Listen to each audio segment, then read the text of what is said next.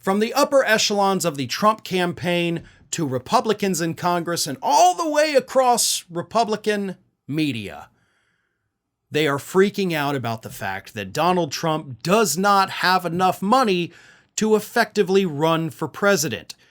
Compared to, of course, President Biden, who in a single event last week, along with former Presidents Barack Obama and Bill Clinton, raised $25 million in a night.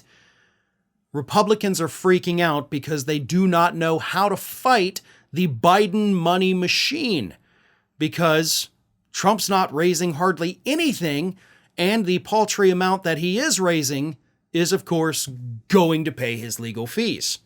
On top of that, we had the RNC come out with their idiotic plan about a week and a half ago, where they said, hey, we're going to team up with Donald Trump's Save America Political Action Committee, which is the group that's paying Trump's legal bills.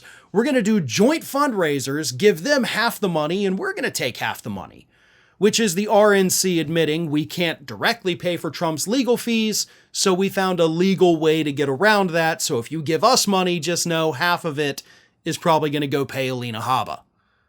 Well, guess what? Turns out Republican donors don't like that idea at all. Because you have plenty of big-time Republican donors out there who don't want to give a dime to Donald Trump for his legal fees, but they don't mind giving money to the Republican National Committee, right? Like, I'll give it to the party. I'm not going to give it to that guy because I know what he's going to do with it. But I have no problem giving it over here, and then they can give it to candidates running in races, and they'll be okay. But that's not the case anymore. And because of that, Republicans, again, including the Trump campaign, starting to freak out a little bit. You had Fox News host Brian Kilmeade who said, quote, "They're going to outraise Republicans. I think that goes without saying, especially when the president's got to diverge some of his fees for courts. And there's no doubt about it, he's a one-man army, and he's going against really 3 presidents." Here's the thing, Brian. Trump doesn't have to do that. Right? I mean, doesn't he have hundreds of millions of dollars in the bank still, even after paying the bond this week? Isn't he allegedly a billionaire? He can pay his own legal fees. He absolutely has enough money to pay his own legal fees. So don't sit there and tell your Fox News audience that Trump has to do this. Trump is choosing to do this because he doesn't want to pay out of his own pocket.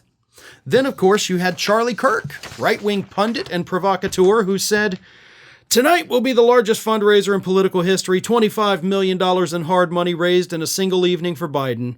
This is more raised in one night than Trump raised the entire month of February.